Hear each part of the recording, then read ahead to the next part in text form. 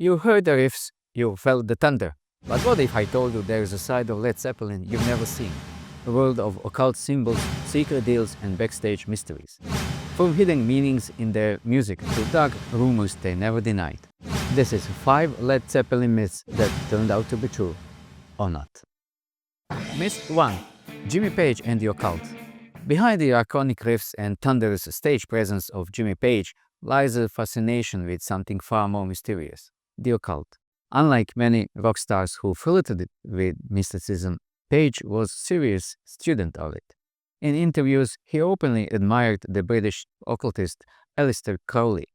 In fact, Page once said in an interview with Sounds magazine in 1978, "I feel Crowley is a misunderstood genius of the 20th century."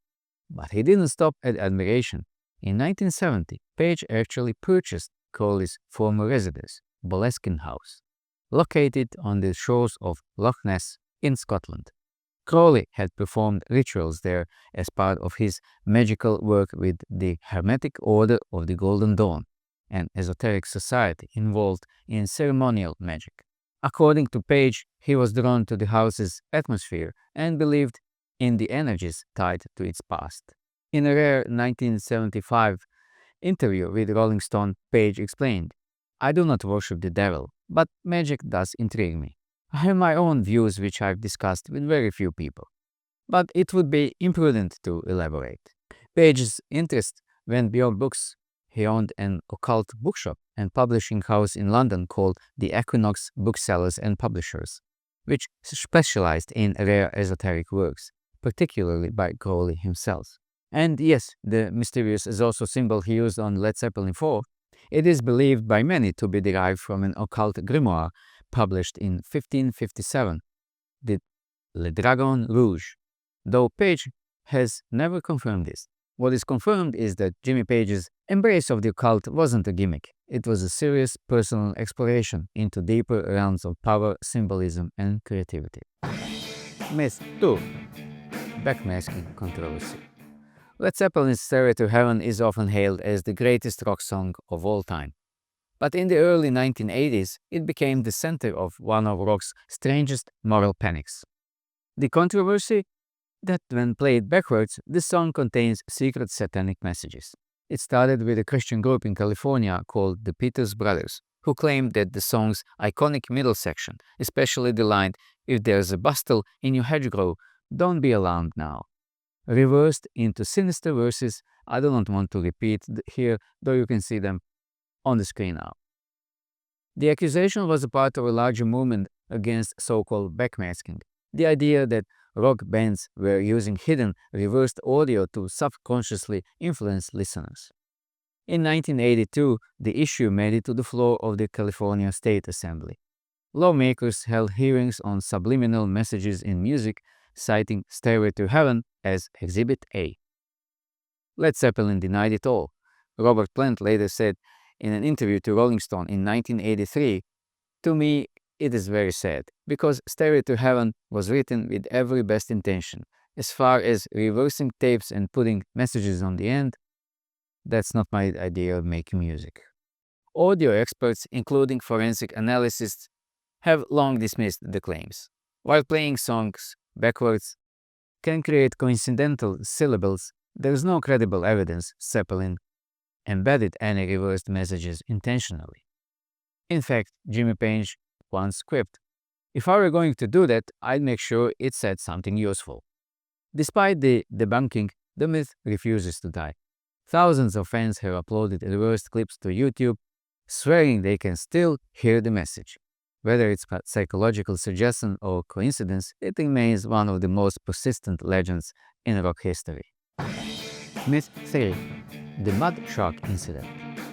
If you've spent enough time around rock and roll legends, you've probably heard of the Mud Shark Incident. The story is so outrageous, it blurs the line between myth and madness. It happened in 1969 at the Edgewater Inn in Seattle, a hotel that famously allowed guests to fish directly out of their windows into Puget Sound. And that's exactly what Led Zeppelin, or more specifically their tour entourage, did. According to Hammer of Gods and other tour memoirs, members of Zeppelin's entourage most notably road manager Richard Cole, caught a mud shark, or possibly a red snapper, and brought it back to their room. What happened next is where it gets murky and legendary. Allegedly, the fish was used in a sexual prank involving a young female groupie. The story was first made public by Frank Zappa and the band Vanilla Fudge, who claimed they witnessed or heard of the events during the same stay at the Edgewater. Frank Zappa even immortalized the tale in his song The Mud Shark from 1971 album Fillmore East, June 1971, performed with the Mothers of Invention. But here's where the wires get crossed. Vanilla Fudge's drummer, Carmine Appice, in an interview with Classic Rock magazine in 2010, has stated multiple times that the event didn't involve Led Zeppelin directly, at least not the band members, but rather members of their crew. Richard Cole, Zeppelin's notorious road manager, later claimed in his own memoir, Stairway to Heaven, Led Zeppelin Uncensored, that the event did occur, but the story grew more outlandish over time.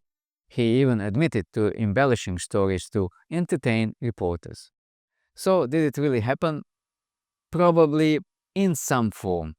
But the version most fans know, that's been wrapped by decades of exaggeration, second-hand retelling, and a whole lot of rock and roll imagination. One thing's for sure, it solidified Zeppelin's place in the pantheon of hard-living, chaos-wielding rock gods. Myth 4.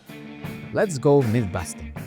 Led Zeppelin, rock gods, riff kings, and the center of more rumors than any band in history. But which of those myths are true and which are pure rock and roll fiction? Let's go myth-busting. Stairway to Heaven was never played live. Let's squash this one fast. Stairway was performed at almost every single Zeppelin show from 1971 to 1980.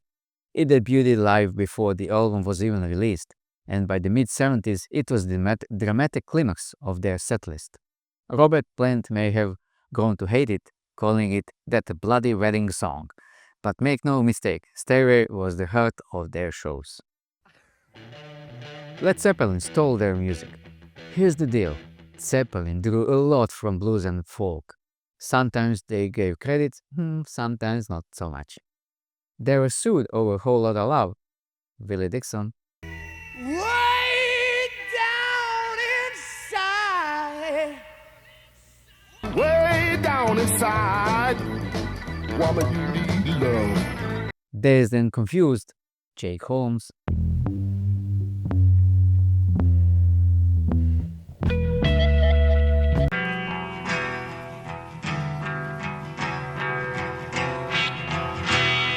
And even Stairway to Heaven, that sounds like Taurus originally performed by band Spirit.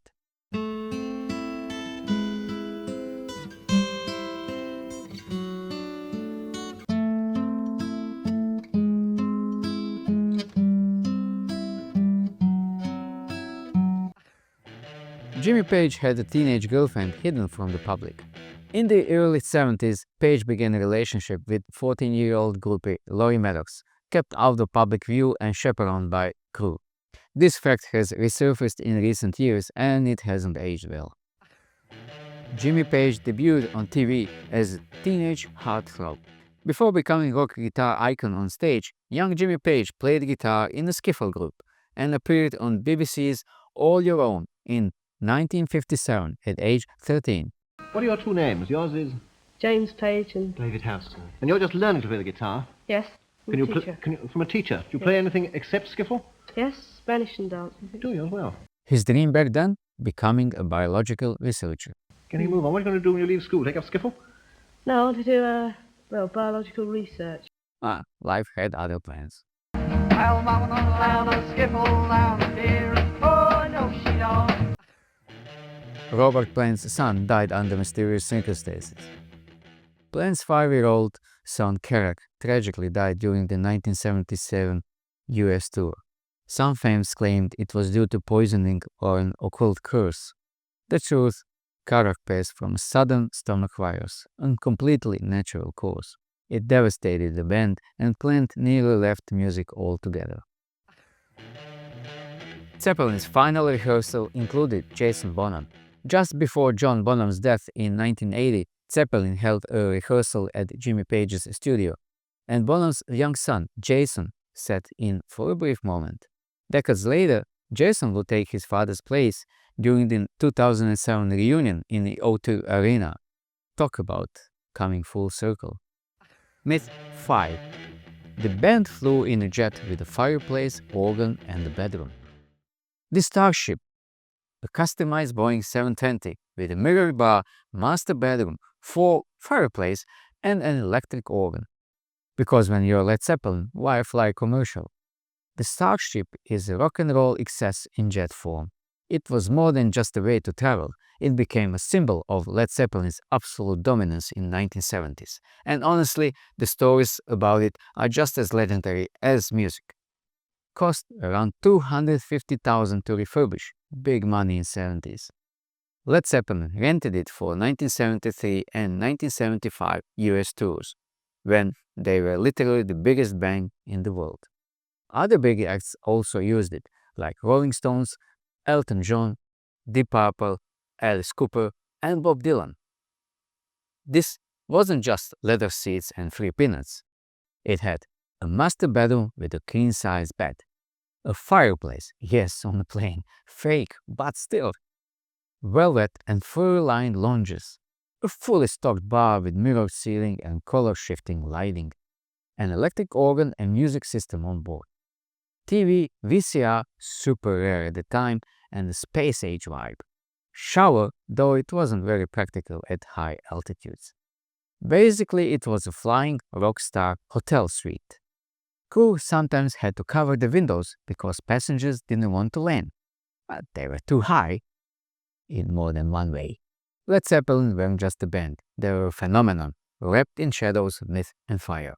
And maybe that's the secret to their magic. Not just what they played, but what they never told us. If you like covering these Zeppelin secrets, stay tuned. We'll do more for different bands, different musicians.